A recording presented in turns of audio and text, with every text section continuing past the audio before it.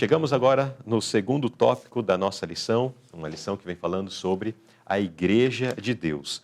Nesse segundo tópico, vamos estudar sobre aqueles que os sucederam.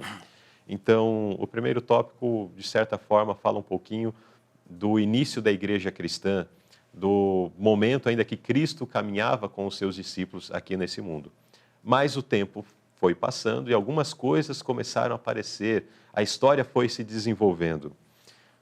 Então, vamos considerar aqui na primeira pergunta: que problema a profecia apontou para a nova igreja?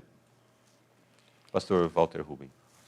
Interessante perceber aqui, Luzirley e nossos queridos irmãos internautas, né, nessas horas sagradas do Santo Sábado, né, que houve uma profecia. O apóstolo Paulo aqui, ele profetiza, né, a invasão à igreja de Deus de influências mundanas, influências pagãs, né?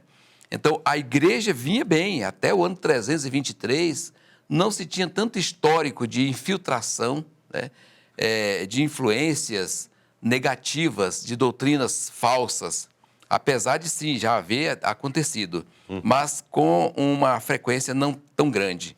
Então, ele chama a atenção da igreja agora para se preparar, para se precaver, porque haveria de entrar na igreja homens com a pretensão de serem guiados por Deus, mas que trariam grandes dificuldades ao bom funcionamento da unidade da igreja.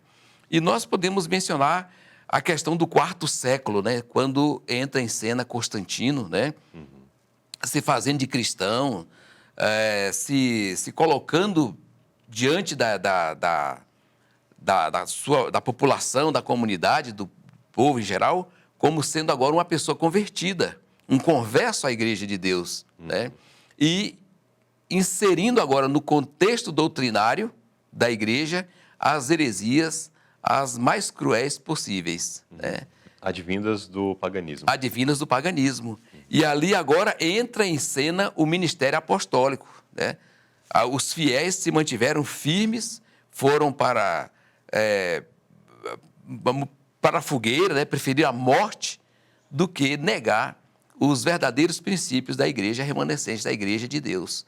Né? Enquanto a maioria dos cristãos seguiram após as influências heréticas trazidas para dentro da igreja. Então, nós podemos ver que houve uma ruptura na harmonia, né? Sim. E esse foi um processo progressivo que, ali já pelo primeiro século, existem algumas marcas, né? Mas, como o irmão disse, era um embrião. Exatamente. Mas esse embrião se desenvolveu e, finalmente, quando chega ali pelo quarto século, ele se torna um expoente, né? Perfeito. Marcando grandemente aí a história da humanidade. E como disse o apóstolo Paulo no verso aqui aos Tessalonicenses, se levantando contra tudo que se chama Deus ou se adora, de sorte que se assentará como Deus no templo de Deus, querendo parecer Deus. Perfeito. De fato, um espírito opositor ao reino de Deus. Perfeito. Se levantando, né? Ou seja, é tudo que Satanás quis. Sim. Construir um trono paralelo ao trono de Deus, né? E dizer assim, aqui é o meu trono, eu tenho também um trono, não é só você que tem o seu, eu também tenho o meu trono, né? E vamos ver quem pode mais, né? Sempre foi essa a meta do inimigo, né? E sempre usando homens, né? Pessoas de influência e políticos, enfim, né? Sábios, filósofos. Muito bem, então este foi o problema dessa nova igreja, né? Isso. Esse desenvolvimento que chegou nessa ruptura da harmonia com a oposição e se levantando, né? Perfeito. Contra o que estava estabelecido por Deus. Agora, pergunta B: qual é a melhor maneira de identificar os verdadeiros mestres? Pergunta muito importante, Porque a né? anterior fez menção do surgimento, de certa, assim, nesse contexto nós falamos um pouco mais do que aconteceu, mas Sim. os agentes que produziram isso foram falsos mestres que se infiltraram na sociedade. Isso. E disseminaram suas ideias opositoras aos princípios da palavra de Deus, né? Perfeitamente. E aí fica para a gente, mas se falsos mestres conseguem se levantar dentre o povo de Deus, como é que nós podemos identificar entre um e outro, entre os verdadeiros e os falsos? É a pergunta. Pergunta muito importante também, aqui é onde entra o fator discernimento espiritual, né?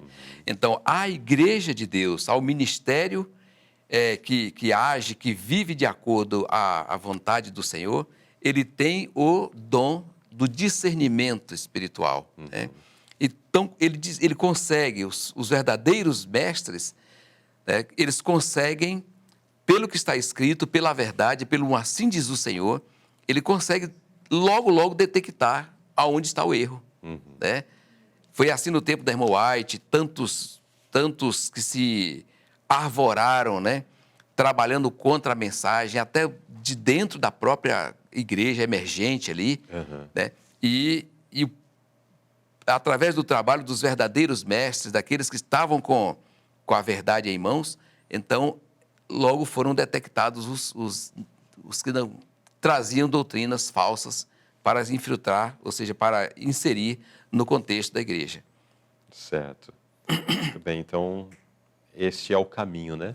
Mas aqui pergunto qual é a melhor maneira, né? Isso, qual é a melhor maneira? A melhor maneira é estar na unção do Espírito de Deus. É manter o vaso limpo, de boca para cima, e deixar que o Espírito de Deus enche, né? Então é Deus quem atua através dos seus líderes, né? Muito bem. E sem nos esquecer, né, do crivo aí da palavra de Deus, que Isso. vai nos orientar ou nos nortear. Perfeito. Porque não apenas o conhecimento, mas o conhecimento com o Espírito Santo, né? Certo. Quantas pessoas conhecem a Bíblia, leem a Bíblia, mas estão sendo arrastadas, enganadas por falsos líderes e falsos mestres, né? Perfeito. Agora, conhecendo a palavra de Deus, estando submisso a essa palavra e à operação do Espírito Santo, né, para ter esse discernimento que o irmão Perfeito. mencionou. Precisamos desse discernimento para não sermos, apesar de conhecedores da palavra de Deus, enredados por ventos de doutrinas, por ensinamentos enganadores que têm arrebanhado muitas pessoas, inclusive do meio do professo povo de Deus, né? Verdade. Pergunta C. Que chamado Cristo faz aos verdadeiros crentes em todos os lugares? E por que eles decidem se separar daqueles a quem amam por tanto tempo? Ou amaram, né, por tanto tempo? Então, que chamado Cristo faz? Vejamos, Cristo, tem a sua igreja. Mas há muitos cristãos, né, que estão em outros redis, né, que não são do aprisco, que não estão no aprisco quando deveriam estar. Então ele diz, olha, eu tenho outras ovelhas. E a palavra inspirada diz que Deus tem filhos honestos, né, em todas as corporações religiosas. Em todo o meio religioso há pessoas sinceras, pessoas que compõem ali a igreja de Deus, que tem um critério de vida, de obediência, que encontra eco, né, respaldo dentro da palavra de Deus. Então, o que faz agora a testemunha fiel e verdadeira, ou seja, Jesus? Ele convida essas pessoas a saírem de lá. Vocês estão muito bem aí, muito aconchegante, é muito prazeroso estar com os irmãos aí nessa alegria, nessa felicidade toda, só que aí há doutrinas aí que não condizem com a genuína, com a verdadeira doutrina. Então, vocês têm que se unir a esse povo que carrega essa doutrina, né? Que carrega os santos oráculos. É um momento assim difícil na vida da pessoa. Agora, respondendo já a segunda parte, né? Porque envolve separação. Né? É fácil você se separar de alguém que você gosta, que você ama, que você tem afinidade, que há uma realidade de que une você àquela pessoa ou àquela igreja, né? Não é fácil, não. Não é fácil. Então, nós devemos entender que para trazer alguém de outro segmento religioso, é preciso estar na unção mesmo do Espírito. Nós não vamos poder trazer com duas palavras. Fazer um reformador é muito mais difícil do que fazer um crente, um evangélico. né? Então é preciso que haja muito discernimento, muita unção do Espírito de Deus para que possamos levar a pessoa a um conhecimento pleno da verdade, sem afugentar da verdade, né? Sim. A toda essa tática, né? Daí, pela convicção da verdade, a pessoa ela entenderá que é necessário, né, se Perfeito. distanciar daquela comunidade, daquele meio que amavam tanto ou que amam tanto as pessoas que ali estão, mas que não condiz, as suas práticas não condiz com o Perfeito. seu novo momento, né, de aprendizado, daquilo que está conhecendo da palavra de Deus. Verdade. Luzilei, Só um detalhe Sim. aqui antes. Quando nós falamos de um processo de conversão, nós precisamos entender, irmãos, que é um milagre. Sim, É um milagre uma pessoa deixar o meio que está acostumado, cresceu, entendeu que aquilo era verdade durante toda a sua vida e, de repente, ela, através do estudo, entender que aquilo não era toda a verdade ou que aquilo não tinha nada de verdade. perfeito. E agora abraçar um outro contexto, com pessoas diferentes, pessoas estranhas, ideias diferentes da que ela sempre acreditou. Irmãos, é um milagre. É um milagre, irmão. Eu posso contar uma rápida experiência?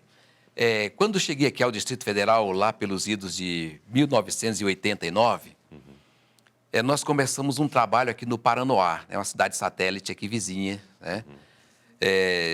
Do centro de Brasília.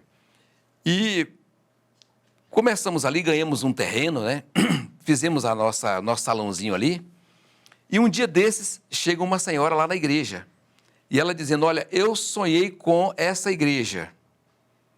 Deus me mostrou em sonho essa igreja. E eu procurei hoje, já pela manhã, era um sábado pela manhã, né? Eu procurei aqui na cidade, em vários lugares, várias quadras, não encontrei essa igreja. E eu estou aqui hoje, eu vim falar para os irmãos aqui que eu estou muito feliz. E eu peço ao irmão que faça uma visita à minha casa. E naquela mesma tarde, eu fui à casa daquela senhora, visitar a família. E ali o esposo dela estava de saída para a sua igreja, né? A igreja que eles faziam parte.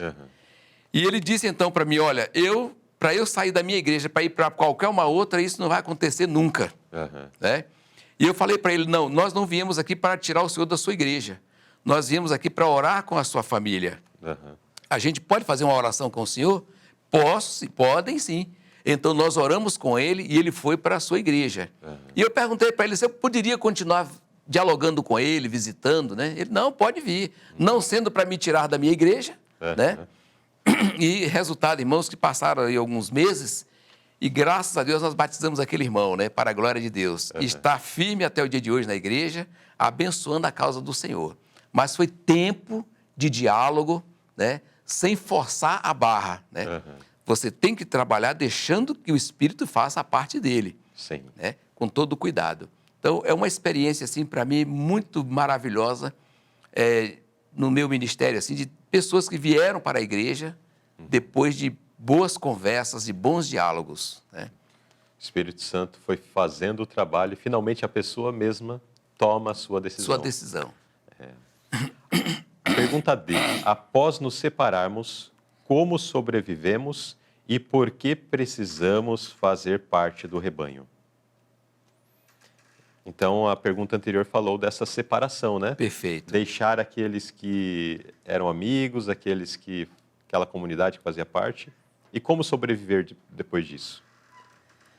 Então, toda separação, ela é atravessada posteriormente por dificuldades, né? Ninguém consegue sobreviver depois de uma separação com a mesma tranquilidade que vivia antes, né?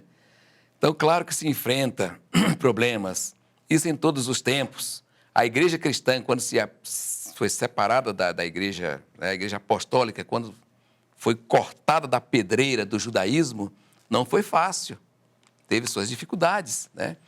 E assim acontece até o dia de hoje. Então, após nos separarmos, como? Né? O advérbio de modo, de que maneira nós vamos sobreviver? Pela fé e pela graça e pela confiança, né? Nas promessas de Deus. E por que precisamos fazer parte do rebanho? Por quê? Qual a importância? Fora do rebanho eu não sou nada. A promessa de Deus é feita ao rebanho e não aos que estão fora.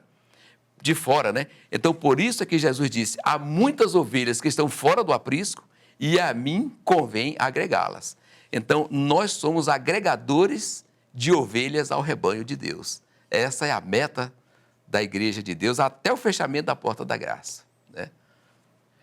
É interessante que quando nós abandonamos aquilo que criamos anteriormente, então acaba que nos afastamos, né? Mas só que nos afastamos de uma comunidade e nos envolvemos agora com uma outra comunidade. É a comunidade da fé, a comunidade dos irmãos, o corpo verdadeiro de Cristo, né? Verdade. E isso ameniza esse processo de transição, de conversão. O irmão mesmo mencionou que, na experiência, né, que começou a visitar e tal, a princípio a pessoa disse, não quero que você venha aqui com argumentos para me tirar da minha igreja. Perfeito.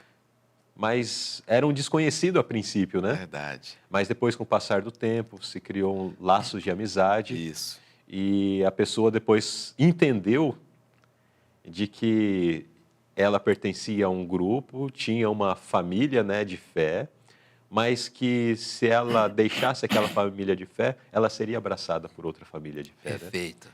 E na formação do vínculo, Luzilei, Sim. na formação do vínculo, consequentemente, há essa sensação de pertencimento, Sim. né? Então, eu agora pertenço a uma comunidade, eu não estou separado, eu não saí da igreja que eu amava. Eu estou aperfeiçoando a cada dia, né, melhores vínculos de afeto, né, Sim. com os nossos queridos irmãos da Reforma. Então, nós devemos ter essa receptividade. E deveria ser a tônica da nossa fé, da nossa igreja, ser um povo receptivo, né?